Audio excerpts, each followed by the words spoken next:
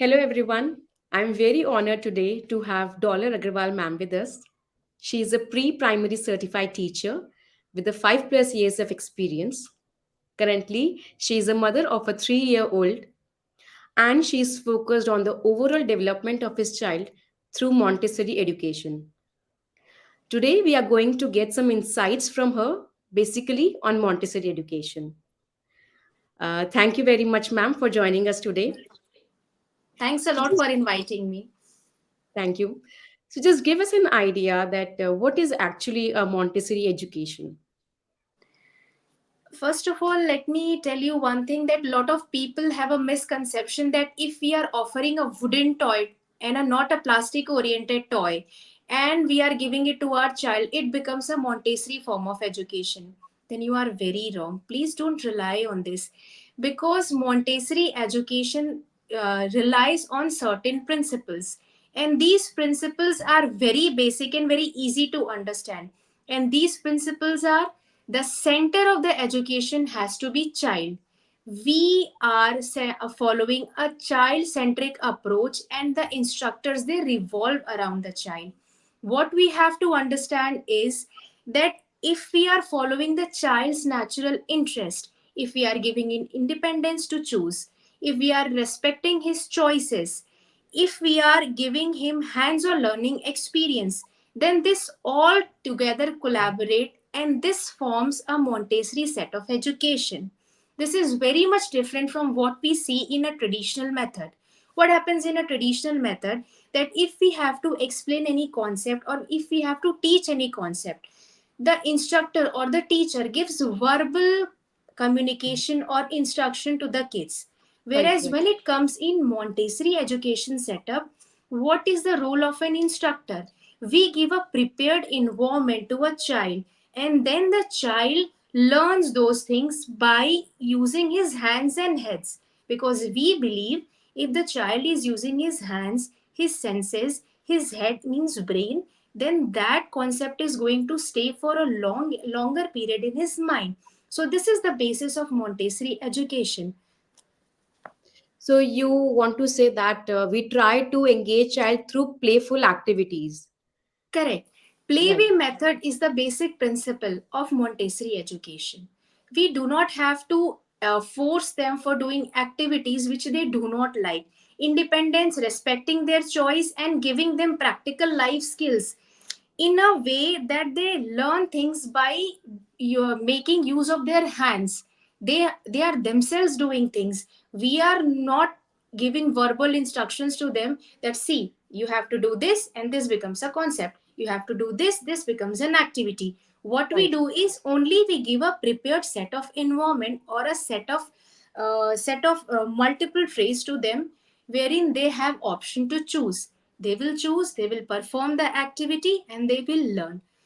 This is the way of Montessori education and how it should go. But unfortunately, in India, there are not much schools which follow this kind of education system.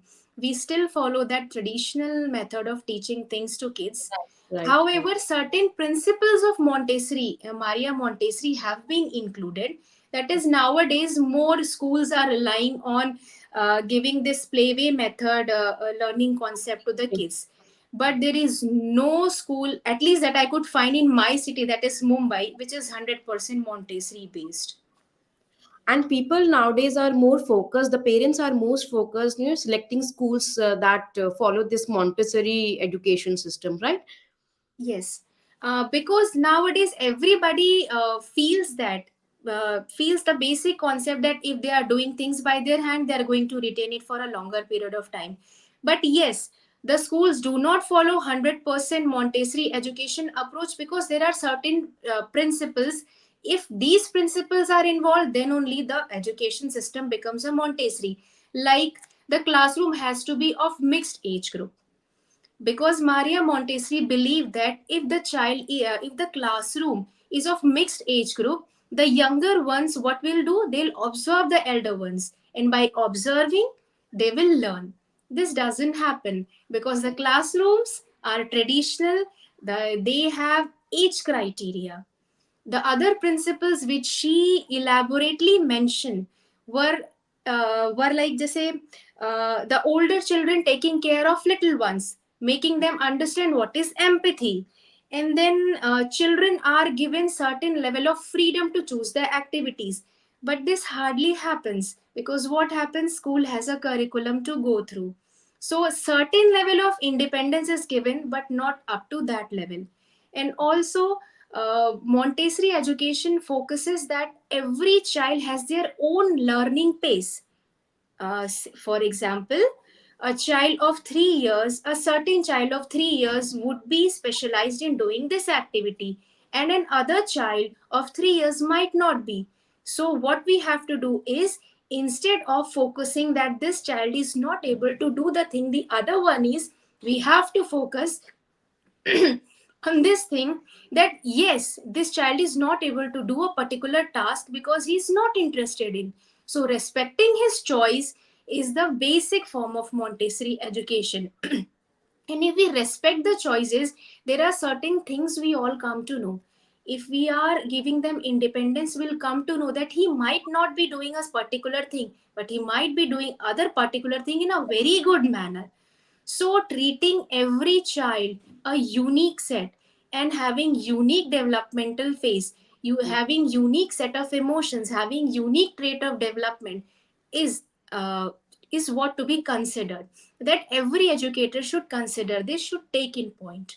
But So, like, when a sorry. child, when the schools start Montessori education, or when a mother starts any Montessori education for his child at home, so like they divide the activities on the basis of the age group of a child, right?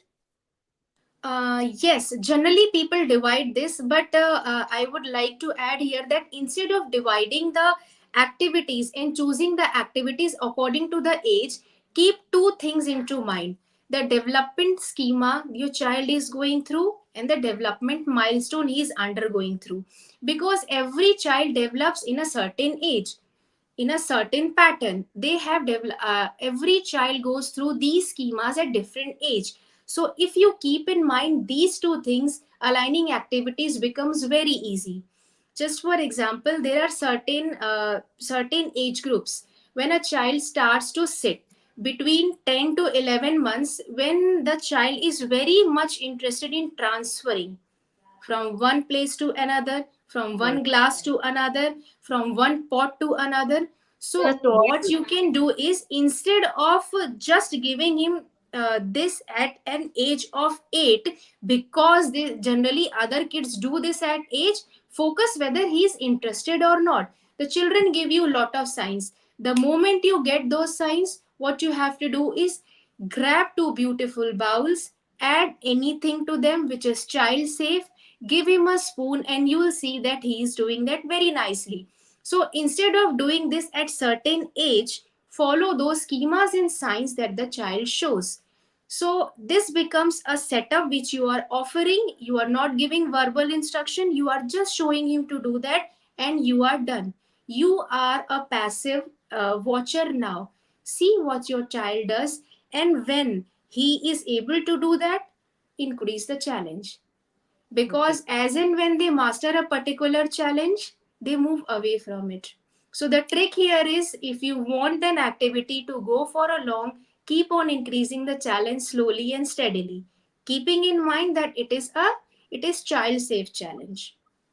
So you just want to say that the Montessori education can begin even when the child is just 8 or 1, or 1 year old. It You can can even start. begin after the birth of the child. Okay, so like Yes. when you're saying it can begin after the birth of child, just give us what kind of activity we can perform. What can a At child? that point, yes, at that point, children are very small. They do not understand books, they do not understand toys. Talking with them, showing coming close to their eye level contact, making faces, laughing at them, that itself is a kind of Montessori bonding that we can do with children.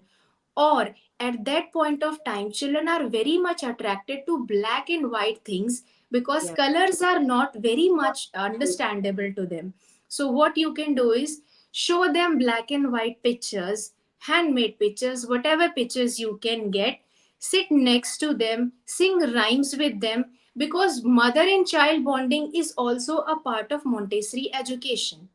So at that time, focusing more on bonding, spending more time with them, communicating in form of songs, communicating in form of rhymes, singing traditional stories, telling them poems and all, these things also contribute to that.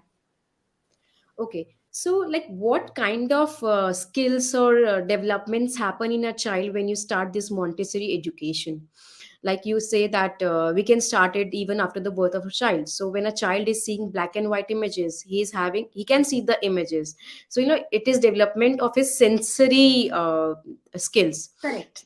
This what kind of skills develop when we start this Montessori education for the child? Montessori education does not aim at developing only a particular kind of trait or emotions in a child. It is a holistic development. If we start this kind of education, the sensory, the gross motors, the five senses, all things develop at their own pace in a child. It's not so that a child who is Montessori educated or is under a Montessori education setup will develop very fast and rapidly than any other child. It's not so. We are just aiding the child in its holistic development. His communication will develop because you are reading books. His bonding and emotional level of development will be different from others because we are bonding with them. We are giving him independence to choose. So now there are all set of different things that make up a person. We do not only develop because we are able to satisfy our emotional needs. So the holistic development of a child only takes place when all the kind of senses develop in a particular manner, in a controlled manner. That is the main aim of Montessori education, to help the child in his overall development. Not a single aspect is left behind if you are following this concept of education. So, like you told us a point regarding the books. So, how helpful are reading books in the development of a child? See, I am myself a book lover, a bookworm. So this question is my personal favorite.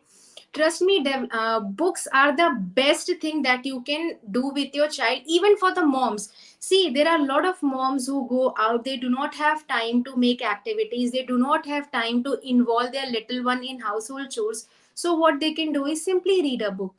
And reading a book is the best thing that you can do for your child. I'll tell you why. First of all, when you are reading a book, you are sitting with your child, you are giving full attention to him, your child is listening to you, he's learning his vocabulary will increase. Now because he is seeing you sitting silently and reading to him, he is bonding with you. Now when you are reading books, you will show him lot of pictures, you'll tell him this happened, you'll tell him that happened. So this will help in their development of imagination. For example, if you are reading a story book to them, you will say ek jungle tha. So now the child's brain start thinking, yes, ek jungle tha. Then again a lot of questions will pop up from your child, jungle kaisa hota hai? So now what you'll do, you'll explain. So in this way you are living in an imaginary world when you are reading books to the children. So not only their vocabulary, their imagination power will increase, a lot of good habits get inculcated in them if they are reading books. By reading appropriate books, you can enforce in them the good habits such as brushing his teeth. Take a small example. Just if you read it every day that you have to brush your teeth, it will make your teeth shiny. So this will remain in their mind every day. So now when you are brushing your teeth, you can reconnect those two events, and that will give a positive impact on your child's brain. So that will help in reducing the tantrums as to why I have to brush, because you have explained while reading the book that Right, it is a good habit and it will keep your teeth clean and XYZ, whatever you have explained. So for me, books are problem solver. Stories are problem solver. Whenever right. I have any meltdown or tantrum or anything which is very difficult for me to explain logically, I take help of a story. I cook up a story with simple words, and I have a one simple character, that is Bubble. Bubble Oh, does everything for my little one. Bubble is not an imaginary character. We had purchased some books in which Bubble was a character, and my little one liked it. So, whenever I want to explain a few things, I cook up a story that Bubble did this, Bubble did that, and done and dusted. After repeating it 2 or 3 times, this reinforcement helps a lot in children, and he understands that. So, while connecting two events, these stories and book reading helps a lot. And yes, there are other benefits as well, that vocab will develop, the child will start speaking, he will start framing sentences. Those are the other parts that he will understand. And yes, there are certain habits also that when a child reads book, he understands. He'll you can ask him to take care of the book. You can ask him that whenever you are turning pages, turn it, be careful. And these are small small things that you can keep on doing with them. And the reinforcement is the key here. The more you keep on repeating, the more they will develop. I've So seen this, some children are very possessive about their books. They are not ready to share their books with anyone. I've seen that. actually, Yeah, actually they are not, because like mama, they do not want anyone to share or touch mama. The same happens with their toys, the same happens with the books. And I very openly say that sharing is not at all required if they are not willing to do that. yeah, it is completely on a child. You should not force a child to share Correct. everything. Like If a we don't child, want to share some things with any, like if I say correct, I don't want to share my cosmetics on anything with another person, in the same way the toys are something to them, right? very precious, and they have an emotional connect with them. They love this toy because I was playing kitchen set and I was able to feed that little rabbit, so this one is my favorite. So making them understand that sharing is caring is never my part of menu, and I never ask him to do so. When my little one is comfortable, it's okay. If he's not comfortable, I'm 100% fine. And to all the mothers also, I would like to say, please don't insist that your child should share. It is completely okay. It is completely understandable if he is not ready to share. Right, right. And you have given me a very good idea, to cook up the stories and tell it to a child. I am going to follow this thing. Now, Thank you. so like when you are saying about the activities of Montessori education, just give us few activities that any parent can perform, like for a 3-year-old. What kind of activities would you suggest? Generally, a 3-year-old is considered to be a quite emotionally stable child. So, what you can do is, the first and the foremost thing that I tell to every mother is, if you are not able to make activities, your house itself is a Montessori setup. So, what you can do is involve him in the household chores. They serve as a Montessori setup in itself. But yes, when you have talked about some of the Montessori activities here, I would like to tell you some of the activities that we have been doing and my little one is loving, and which are Montessori oriented. Screwing and unscrewing bottles. This will help in development of their grits. Now, classifying these activities into two types, and then I'll keep on juggling between those two. Those are fine motors and gross motors. So, gross motors are basically those activities which help in the movement of bigger limbs like hands, legs, head movement, and all. So, you can enforce those activities by simple playing, jumping, outdoor plays, zigzag crossing, or by sliding or by swinging. That everybody knows, and I don't think I need to jot it down very nicely that these are gross motors activities. Now, moving on to fine motors. Fine motors activities are those activities which help in making use of our fine muscles like fingers. Right, Why we need to develop these activities? Because after a certain age, the children need to write. And for doing independent household skill as well, you need the development of these muscles. So, whatever activity you design, keeping in mind that these five fingers are being used, it becomes a fine motor activity. It can be as simple as that, opening a bottle, and it or could even be holding as clothes. difficult. Yes, as difficult as that. You make a big setup. You keep on sticking things on it and then making it. It is up to you. So basically what we have to do is we have to make sure that these fingers are constantly moving. Then it becomes a fine motor activities. I'll just list out some of them. I told you bottle opening, zipping and unzipping. It is Exactly. the best activity because it primarily focus on these Grip. three fingers, and these three fingers are very important for development of tripod grip, which is required in their later Right. on ages for writing. So the Right. development of these fingers is very nice. Then pom pom transfers, using skewers, then transferring things with the help of spoons, transferring things with the help of fork, or even peeling garlic, peeling boiled potato, peeling tomato, or whatever vegetable you have at your disposal. Give them, ask them to make use of these three fingers, their little hands, and your work is done. Also, while designing activities, you can make use of certain things and introduce a new concept to them. Like you want to develop your these three fingers, so what you can do is give them wooden pegs. Now they can sort their wooden pegs according to the colors, they can sort it according to the alphabets. So as you can see, there is no explicit list that these are Montessori, these are not. Right. No, you have to just follow the principles and you are done. The So principle is this basically the playful learning of the child. yes, the playful learning where less of instructions are given by the person, you become an active watcher there. Only what you have to do is once you have to tell them, you have to do this and done. Now you have to give the 100% independence to the child. He will find his own way of doing things in a certain manner. He will do it wrong. He will, first of all, he might not do it. If he's doing it wrong, he will get frustrated, and then he will learn his on his own that this is the right way of doing it. Because I'm doing it this way, it is coming out to be nicer. So this Right. is the way we gradually move on in a Montessori setup. Right, right. So, ma'am, we got a very fair idea today of what actually the Montessori education is.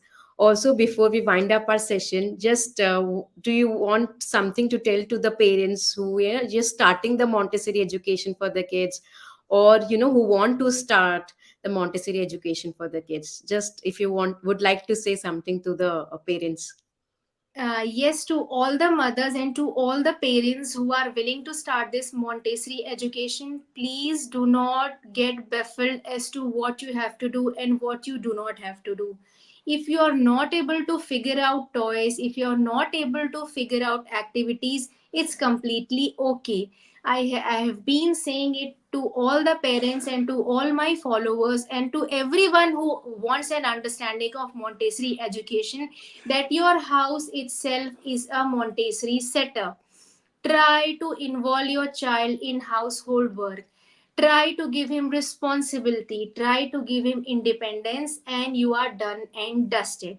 If you seriously want to do some activities, if you seriously want to focus, yes, I want to do some activities only with my little one, then try focusing on those activities which are related to practical life skills.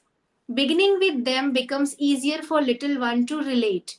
For example, you can give your little one a daily chore of making a flower bouquet. All you have to do is give him a glass, he will put water and put some flowers in it.